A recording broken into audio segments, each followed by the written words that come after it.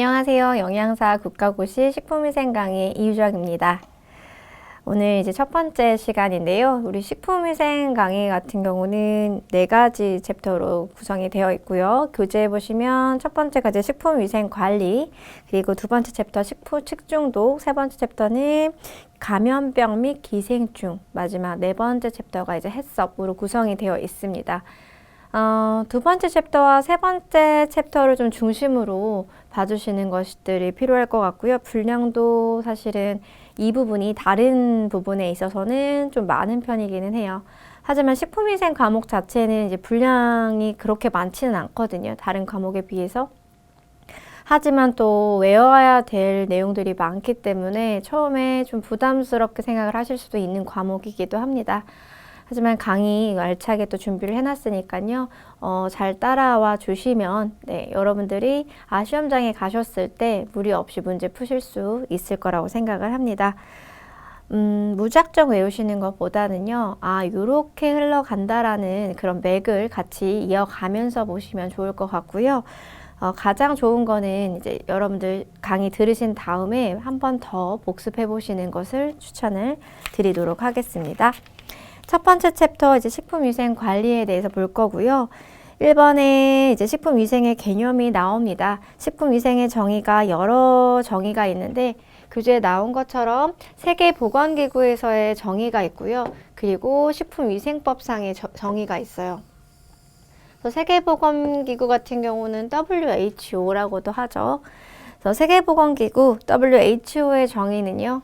식품위생이란 식품의 재배, 생산, 수확, 저장, 제조로부터 유통과정과 판매, 조리 과정 및 인간이 섭취하는 과정까지의 모든 단계에 걸친다고 했습니다. 그러니까 재배부터 섭취하기까지 모든 단계에 걸쳐서요. 식품의 안전성, 건전성, 그리고 완전 무결성을 확보하기 위한 모든 수단을 말한다 라고 이야기하고 있습니다. 여기서 안전성은요. 병원 미생물이나 또 유독물질이 포함되지 않은 것을 안전성이라고 하고요. 건전성은요. 질병에 걸리지 않은 건강한 동식물의 원료일 것. 이것이 이제 건전성에 대한 내용이고요. 완전 무결성은요. 무결하다는 거죠. 완전 무결하다. 요거는 이물질이 없는 깨끗한 상태일 것. 그래서 안전성, 건전성, 완전 무결성에 대해서 세계보건기구에 있어서는 식품위생을 정의를 하고 있습니다. 다음 식품위생법상의 정의를 보게 되면요. 식품위생이란 식품 그리고 식품 첨가물, 기구 또는 용기 포장을 대상으로 하는 음식에 관한 위생을 말하게 됩니다. 식품뿐만이 아니라 식품을 오염시킬 수 있는 것들, 식품을 오염시킬 수 있는 것들,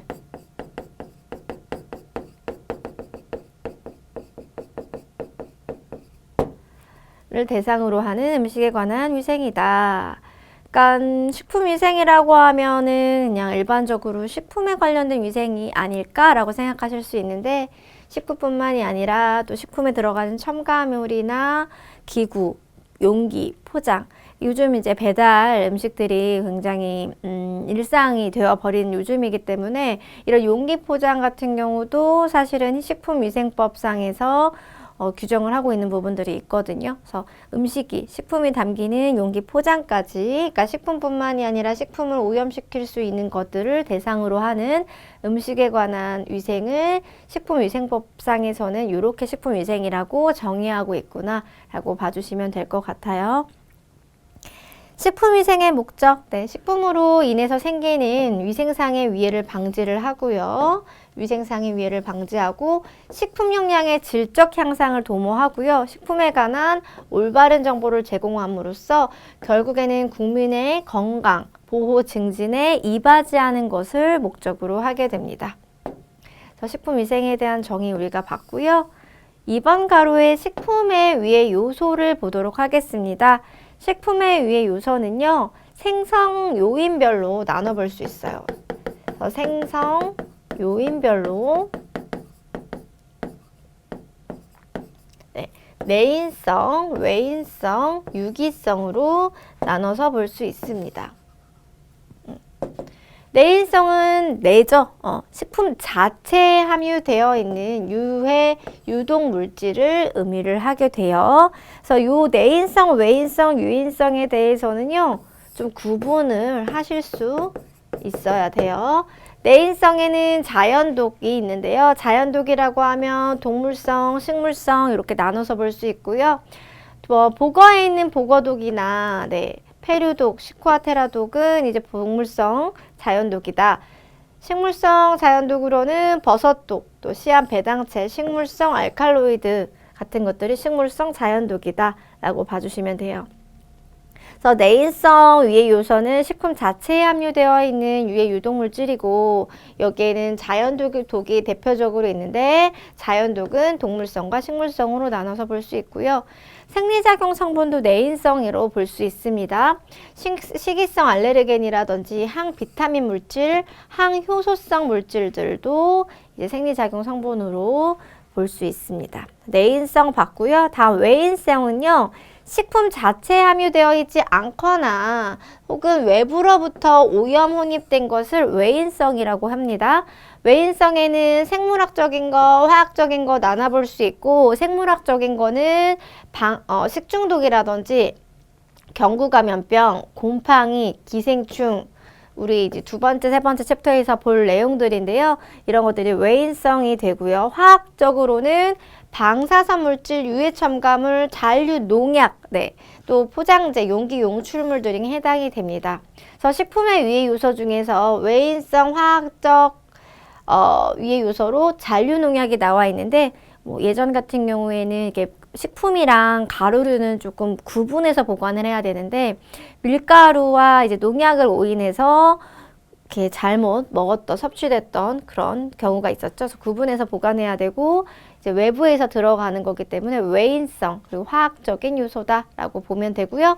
유기성은요, 식품의 제조, 가공, 저장, 운반 등의 과정 중에서 유해 물질이 생성되거나 섭취 후 체내에서 생성되는 유해 물질들을 유기성 유해 요소라고 합니다. 그래서 아크릴아마이드, 벤조피렌, 니트로사민 같은 것들이 유기성에 해당이 돼요.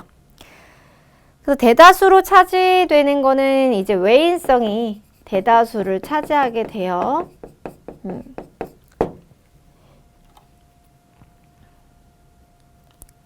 그리고 제가 아까 잔류농약 같은 경우에는 이제 이렇게 오인됐다는 경우도 있는데, 농약 같은 경우 이제 병충해 방지를 위해서 목적으로 사용을 했다가 제대로 이제 씻지 않고 섭취를 하게 되면 또 외인성으로 해당이 될 수도 있겠죠.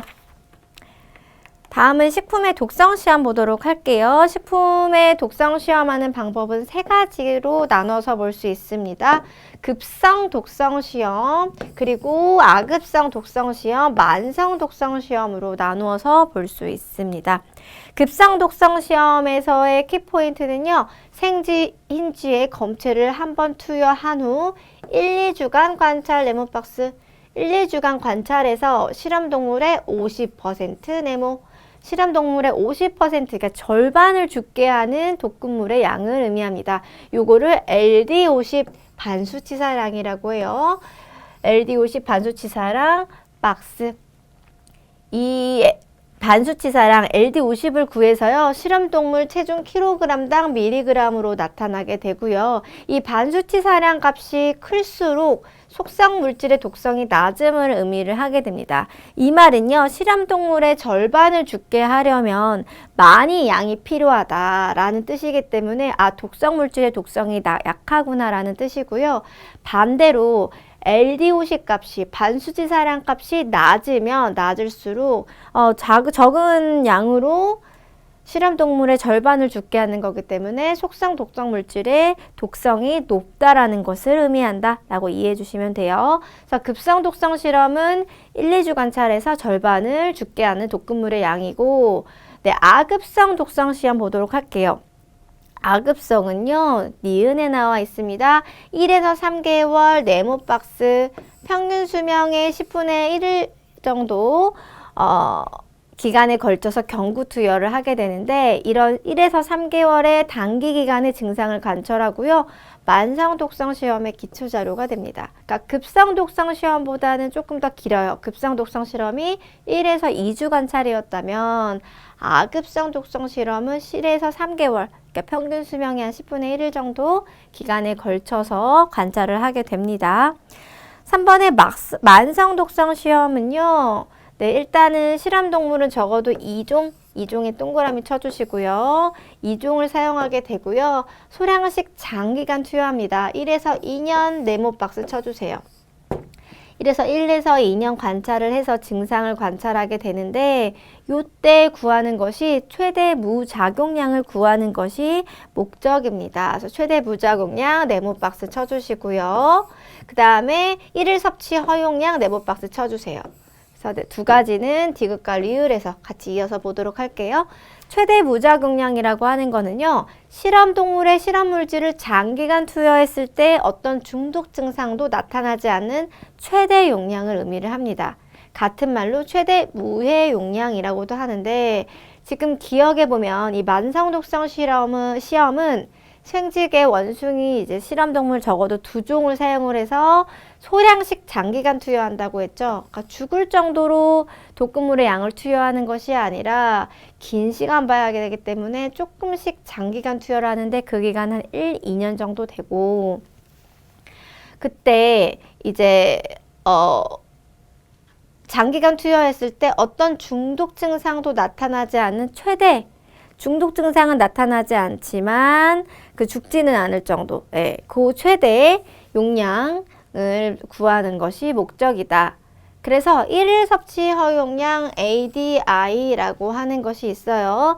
사람이 일생 동안 매일 섭취하더라도 아무런 독성이 나타나지 않을 것으로 예상되는 1일 섭취 허용량을 의미를 합니다. 그래서 만성 독성 실험은 최대 무작용량을 구하는 것이 목적이고요. 그로써 1일 섭취 허용량을 구할 수 있게 되죠. 그 박스 안에 ADI라고 해서 1일 섭취 허용량은 최대 무작용량 곱하기 안전개수 곱하기 평균 체중으로 되어 있는데 지금 안전개수가 100분의 1로 설정이 되어 있습니다. 지금 최대 무작용량의 안전개수를 이제 곱해주게 되는데 이렇게 된 이유는 지금 1일 섭취 허용량은 사람이 일생 동안 매일 섭취하더라도 아무런 독성이 나타나지 않을 것으로 예상되는 1일 섭취 허용량이라고 했잖아요. 사람은 일반적으로 동물보다는 면역력이 약하기 때문에 최대 무작용량을 이 안전개수로 나누게 됩니다. 지금 곱하기로 되어 있긴 하지만 지금 안전개수로 나누게 되고요. 100분의 1로 설정이 되어 있는 이유는 동물과 사람 종 간의 차를 고려해서 허용량을 10분의 1로 줄였고요. 그 다음에 사람과 사람 간의 개인적인 개인 차이를 고려해서 10분의 1로 줄여서 100분의 1이 나오게 된 겁니다. 이 내용은 참고적으로 알아두시면 될 것 같고요. 만성 독성 시험은 최대 무작용량을 구하는 것이 목적이고 최대 무작용량은 실험 동물의 시험 물질을 장기간 투여했을 때 어떤 중독 증상도 나타나지 않은 최대 용량이었다면 1일 섭취 허용량 ADI는 사람이 해당되는구나. 거기는 ADI는 안전개수를 생각해 줘야 되고 안전개수 100분의 1은 사람과 동물 간의 그런 종간차 그리고 사람과 사람과의 개인 차이를 고려해서 10분의 1 줄이고 또 10분의 1 줄여서 100분의 1이 되었구나 이해해 주시면 될 것 같습니다. 1일 섭취 허용량 그냥 쉽게 생각하면요. 매일 섭취해도요. 부작용 없을 정도의 하루 섭취 허용량을 의미한다 라고 봐주시면 돼요. 2번 네모박스 식품위생과 미생물 보도록 하겠습니다. 미생물의 종류는요. 바이러스, 세균, 곰팡이, 효모로 크게 볼 수 있고요. 일단 1번 동그라미에 바이러스 먼저 나왔습니다. 바이러스는요. 형태와 크기가 일정하지 않습니다. 그리고 니은 동그라미에 살아있는 세포에만 증식을 하고요. 네, 살아있는 세포에만 증식, 순수 배양이 불가능합니다. 디귿 동그라미 미생물 중에서 크기가 가장 작으며 그래서 여과 미생물이라고도 해요. 여과 미생물. 세균 여과기를 통과하며 전자현미경으로만 관찰이 가능합니다. 그래서 가장 작다라고 하는 게 0.01에서 0.3 나노미터 정도 되고요. 가장 작다 보니까 세균 여과기도 통과하고요. 또 전자현미경으로만 관찰이 가능하다. 이렇게 화살표로 쳐주시면 이해가 쉬우시겠죠? 리을 동그라미 단백질과 핵산, RNA나 DNA 중 한 가지로만 존재를 하고요. 경구감염병의 원인이 되기도 합니다. 바이러스가요. 하지만 이 바이러스 같은 경우에는요, 식품의 부패에 관여하지는 않습니다. 식품의 부패에 관여하지 않음.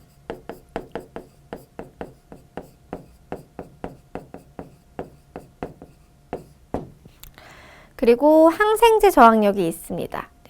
비읍에다가 밑에다가 더 적어 둘게요.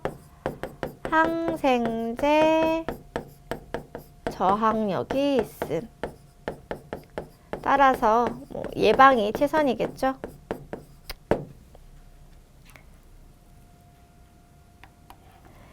이번 동그라미 세균 박테리아라고도 합니다. 박테리아. 원핵세포로 된 단세포 생물이고요. 형태에 따라서 구균, 간균, 나성균으로 나눠지게 돼요. 그래서 지금 보는 것처럼 원핵세포로 되어 있다. 세균, 단세포 생물이고요. 형태에 따라서 구균, 간균, 나성균으로 분류한다. 세포벽의 염세성에 따라서 그람 양성균과 그람 음성균으로 나누게 되는데 그람 염색을 했을 때 자주색, 보라색으로 염색이 되면 그람 양성이 되고요. 그람 염색을 했을 때 분홍색이 되면 그람 음성이 됩니다. 그래서 대다수가 그람 음성인 경우가 많고요. 아포를 형성하지는 않아요. 그람 음성은요. 그리고 구균 같은 경우에는요, 대부분 그람 양성이에요. 그리고 아포가 없습니다. 이 정도 이제 이해하기 쉽도록 기억해 주시면 될 것 같고요. 그 다음, 리을의 분열 증식으로, 분열 증식 이분법으로 증식을 하고요. 계속 분열하면서 증식을 하는 거예요. 대수적인 증식을 한다. 기하급수적으로 많아진다. 그리고 미음 동그라미에 중성 pH에서 잘 자라고 산성에서는 억제된다고 합니다. 중성 pH에서는 잘 자라고 비읍 동그라미 균사와 외생포자를 만드는 경우도 있고요. 방성균, 시옷 동그라미에 편모 동그라미 편모라고 하는 운동기관을 가진 것도 있습니다. 그래서 슈도모나스나 비브리오, 에로모나스 같은 경우는 편모라고 하는 운동기관을 갖기도 해요. 그 다음에 이응 동그라미에 내열성과 내건성, 냉이 높은 휴면 상태의 포자, 아포라고도 하죠. 를 형성하는 것도 있어요. 그래서 포자, 아포 형성하는 거, 클로스트리디움 속, 바실러스 속, 방성균 속 같은 경우는 이렇게 포자, 아포를 형성하는 경우도 있고요. 산소 요구도에 따라서도 호기성, 현기성, 통성 현기성으로 나눌 수 있습니다. 그리고 이 세균이요, 요구르트, 김치, 청국장, 식초 등의 발효식품 제조에 이용되는 것도 있고요. 특히 수분이 많은 식품은 잘 변질시킵니다. 그래서 우리 수분, 물기를 좀 제거하지 않고 채소를 보관했을 때 변질 굉장히 잘 되고요. 식중독을 유발하는 경우도 있습니다. 다음 3번 동그라미에 곰팡이 볼게요. 몰드라고도 하고요. 기억 동그라미 진균류 중에서 균사체를 발육기관으로 하는 진균을 사상균 또는 곰팡이라고 한다. 균사체에 균사를 만들고요. 그리고 끝에 포자를 형성하고 증식은 균사나 이 포자에 의하게 돼요. 곰팡이는 세균보다는 생육 속도가 느리고요. 공기를 좋아합니다. 그래서 호기성이고 약산성 pH에서 가장 잘 자랍니다. 약산성 pH에서 잘 자라고 우리 아까 세균은 중성 pH에서 잘 자랐죠. 또 곰팡이는요, 발효식품 제조에도 이용이 되기도 하고요. 특히 건조식품 같은 경우 잘 변질시켜요. 세균은 수분이 많은 식품을 변질을 잘 시킨다면은 곰팡이는 건조식품 잘 변질시키고요. 또 곰팡이 독을 생성하는 것도 있습니다. 그래서 아플라톡신 같은 거, 아플라톡신 이거 한글로 적을게요. 곰팡이 독이죠. 아플라톡신. 곰팡이도 발암성 간암을 유발하기도 합니다. 그리고 또 지금 보시는 것처럼 건조식품도 잘 반전질시키고 여러 가지 있는데 건조, 산성식품, 또 고농도, 당염농도 식품에서도 증식이 가능합니다. 곰팡이가요. 그리고 pH는 약산성이라고 했는데요. 최적 pH 4 정도 돼요. 추가로 적어주세요. 최적 pH 4. 다음은 네 번째 동그라미 효모 보겠습니다. 이스트라고도 해요. 형태는 구형, 달걀형, 타원형, 소시지형이고요. 증식은 출하법으로 증식을 합니다. 균사 만들지 않아요. 공기 존재에 무관하게 잘 자라기 때문에 통성 혐기성이고요. 약산성 pH에서 잘 자랍니다. 그리고 최적 온도는요, 곰팡이랑 좀 유사하고요. 또 술 발효빵 같이 이스트는 빵에도 많이 사용하잖아요. 발효식품 제조에 이용되는 것도 있으나 버터, 치즈, 요구르트, 김치 등의 발효식품을 또 변질시킬 수도 있습니다. 넘어가시기 전에 비읍 동그라미에 세균, 비읍이랑 제가 시옷 하나 적어 드릴게요. 세균과 곰팡이의 중간 크기고요. 세균과 곰팡이의 중간 크기고 최적 발육 온도도 적어 드리면 최적 발육 온도는 25에서 30도씨고요.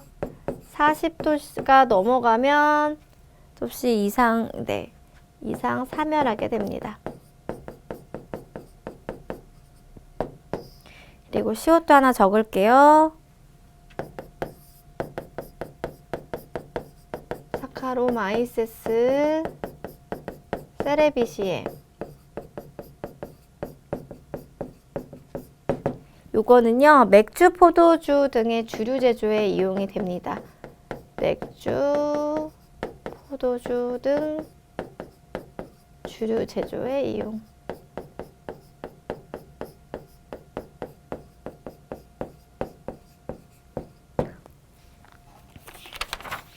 다음 식품위생상 중요한 세균들 보도록 하겠습니다. 쭉 나와 있는데요.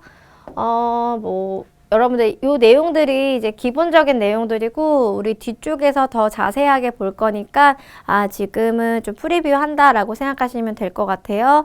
바실러스 같은 경우는요, 공기나 유기물이 많은 토양에 표층해서 서식하여 자연에 가장 많이 분포되어 있는 세균이기도 합니다.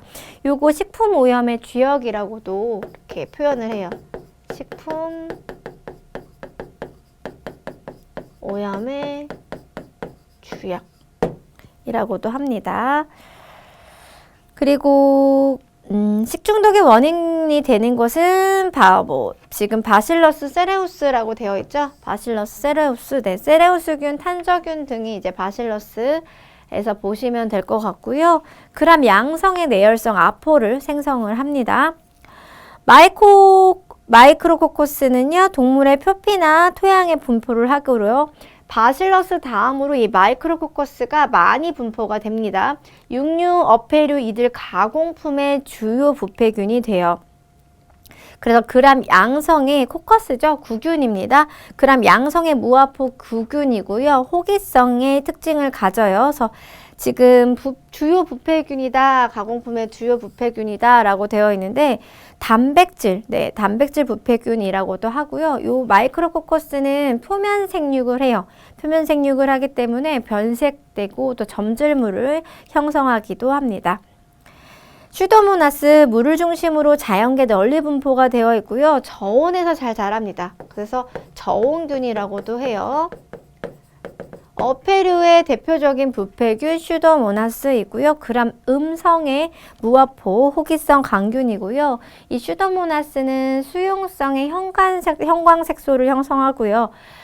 방부제 저항성이 크다라는 특징을 갖고 있고 뒤쪽에서 보시긴 할 텐데 우유를 청색, 녹색으로 변화시키는 부패균이기도 합니다. 4번 동그라미 비브리오. 비브리오 물에서 서식하고요. 식중독을 일으키는 거는 비브리오 파라헤몰리티커스와 콜레라를 일으키는 비브리오 콜레라도 있습니다. 그래서 비브리오 콜레라, 콜레라 이거 경구감염병이죠. 경구감염병.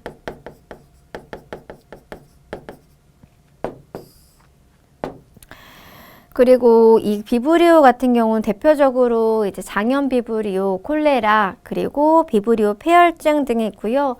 비브리오 불니피쿠스, 비브리오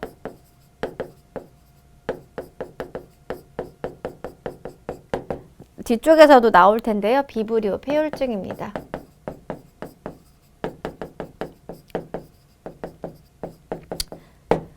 이 비브리오는요, 그람 음성의 무아포 통성염기성 강균이고요. 3% 호염균, 해수균이라고도 합니다. 5번 동그라미 스타필로코커스는요, 사람을 포함한 동물의 표피에서 서식을 하고요. 식중독의 원인이 되는 것은 스타필로코커스 에리우스가 있습니다. 대표적으로 포도상 구균이라고도 해요. 그람 양성의 무아포 구균이고요. 통성염기성의 특징을 가집니다. 6번 동그라미의 에슈리키아는요, 동물의 대장 내에 서식하고 있죠. 대장균, 분변을 통하여 토양, 물, 식품 등을 오염시킴으로 식품위생의 지표로 삼고요. 식중독의 원인이 되는 것, 대표적으로 이콜라이, 오이로칠에 있습니다. 에슈리키아 같은 경우는 그람 음성의 무아포 통성염기성 강균이에요. 7번 동그라미 클로스트리디움은요, 유기물이 많은 통양 심층과 동물 대장에 서식을 하고요. 식중독의 원인이 되는 것, 클로스트리디움 보툴리넘, 그리고 퍼플린젠스가 있습니다. 대표적으로 보툴리누스균, 웰치 같은 경우가 있고요. 클로스트리디움은 그람 양성의 내열성 아포를 가지고 평성염기성 강균입니다. 또 클로스트리디움 하면은 통조림, 부패의 원인균이 된다. 8번 동그라미 살모넬라는요, 가축, 가금류, 쥐 등의 장내에 서식을 하고요. 식중독을 일으키는 건 살모넬라 엔테리티디스가 있고요. 또 장티푸스를 일으키는 살모넬라 티피가 있습니다. 그래서 살모넬라는 대표적으로 지금 말씀드린 살모넬라, 장티푸스, 파라티푸스가 해당이 되고요. 살모넬라는 그람 음성의 무아포 통성염기성 강균입니다. 9번 동그라미 모르가넬라는요, 모르가넬라 모르가니가 축석시킨 히스타민이 알레르기성 식중독을 일으킵니다. 그래서 모르가넬라 같은 경우는 모르가넬라 몰간이 기억해 주시면서 알레르기를 일으킨다라고 봐주시면 되고요. 1번 동그라미에서부터 9번 동그라미까지는 뒤쪽에 표로 잘 정리되어 있고요. 지금 말씀드린 특징들도 한 번 더 말씀드릴 거니까 그때 한 번 더 봐주시면 됩니다. 3번 가로에 식품위생상 중요한 곰팡이가 나와 있어요. 1번에 아스퍼질러스, 그리고 푸자리움, 페니실리움, 그리고 리조푸스 되어 있는데요. 아스퍼질러스는요, 누룩과 메주 등 발효식품의 제조에 이용이 됩니다. 그러니까 누룩곰팡이라고 해주시면 돼요. 누룩곰팡이. 그래서 주류, 장류 제조에 이용이 되게 되고요. 건조식품을 변폐시키고 이제 독소는 아플라톡신을 생성하는 것도 있습니다. 아플라톡신 하나 적어주세요. 2번 푸자리움은요, 붉은 곰팡이입니다. 붉은 곰팡이.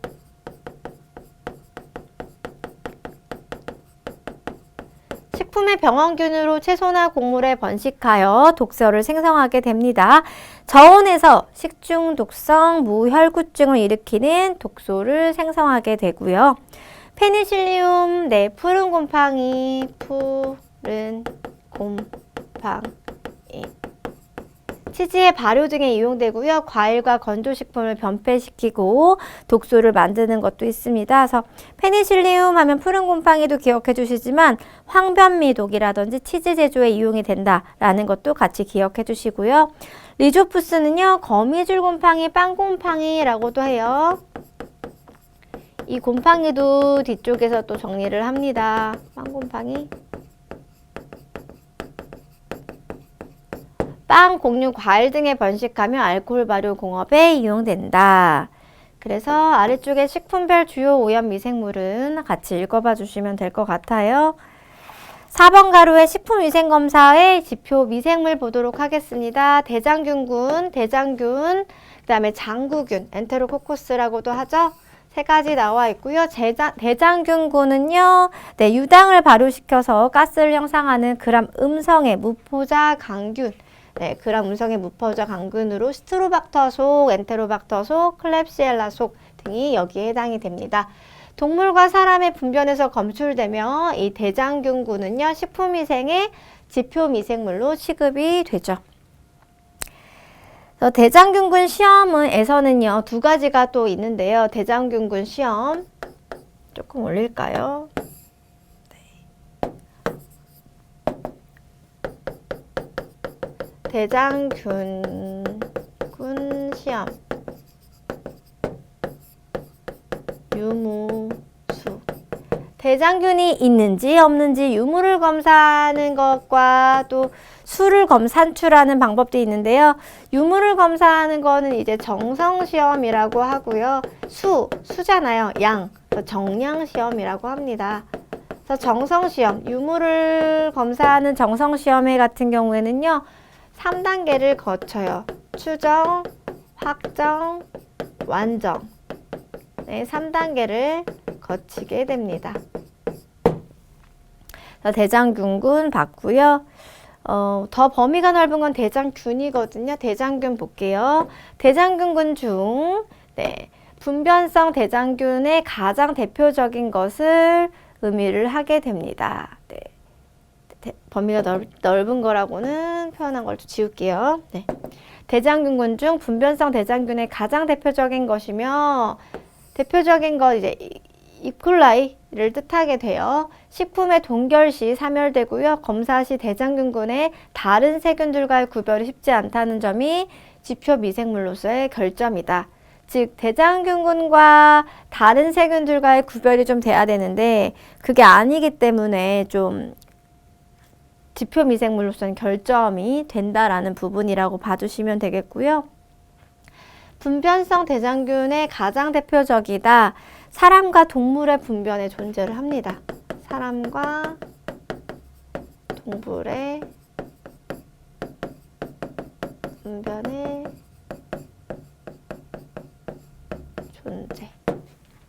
존재한다. 3번 동그라미의 장구균, 엔테로코커스. 구균은 이제 그람 양성이 많았죠. 그람 양성의 구균으로 대장에서 서식하는 엔테로코커스 페칼리스가 대표적이며 식품의 동결과 건조 시 잘 죽지 않는 점이 냉동식품과 건조식품의 분변 오염 지표균으로 이용이 되게 된다. 그래서 지금 보시는 것처럼 식품의 오염 지표 미생물의 종류에는 대장균군, 분변계 대장균, 대장균, 장구균 등이 있고요. 오염 지표균의 특징을 보게 되면은 식품에서 대장균군이 검출이 됩니다. 근데 반드시 이것이 분변에서 유래된 것은 아니고요. 제조 가공 시 주변 환경에 의해서 오염되었다고 판단될 수 있습니다. 그래서 분변 오염 지표균으로서는요, 대장균군보다는 분변계 대장균이 더 정확하다라는 부분이 있고요. 지금 지표미생물이 나와 있어요. 이 지표미생물 영양보충에 나와 있는 거 같이 보면 질병을 직접 유발하지는 않지만 이들의 검출은 장내에서 서식하는 소화기계 감염병 균이나 식중독 세균의 공존 가능성을 나타내기 때문에 지표로서는 좀 의미가 있다라고 봐주시면 될 것 같고요. 지금 하나 더 정리를 하고 넘어가면 대장균군 그리고 장구균, 엔테로코커스죠. 대장균군은요, 분변계에 다량 존재하게 됩니다. 그래서 분리가 쉽고요. 식품맥의 장관계 병원균과의 관련성이 높지만 분변 오염 간의 관련성은 좀 낮고 건조, 냉동에 대한 저항성이 약해요. 하지만 지금 보시는 이제 엔테로코커스 장구균 같은 경우는 건조, 냉동, 가열 등에 의한 대한 저항성이 높고요. 냉동식품의 분변 오염 지표균이 됩니다. 냉동식품과 건조식품의 분변 오염 지표균으로 이용이 되게 됩니다. 이렇게 해서 우리 첫 번째 챕터 이제 식품위생에 대한 개념, 식품위생과 미생물 그리고 미생물에 대한 내용들까지 다 같이 봤는데요. 식품 위생상 중요한 세균, 곰팡이, 지표, 미생물까지 보면서 이렇게 내용이 방대라고 생각하실 수 있는데 각각에 대해서는 우리가 다음 계속 강의에서 이어서 볼 거니까요. 여러분들 같이 정리해 주시면 될 것 같습니다. 세 번째 그 박스인 식품의 변질 및 보존부터는 다음 시간에 이어서 보도록 하겠습니다. 강의 들어주셔서 감사합니다.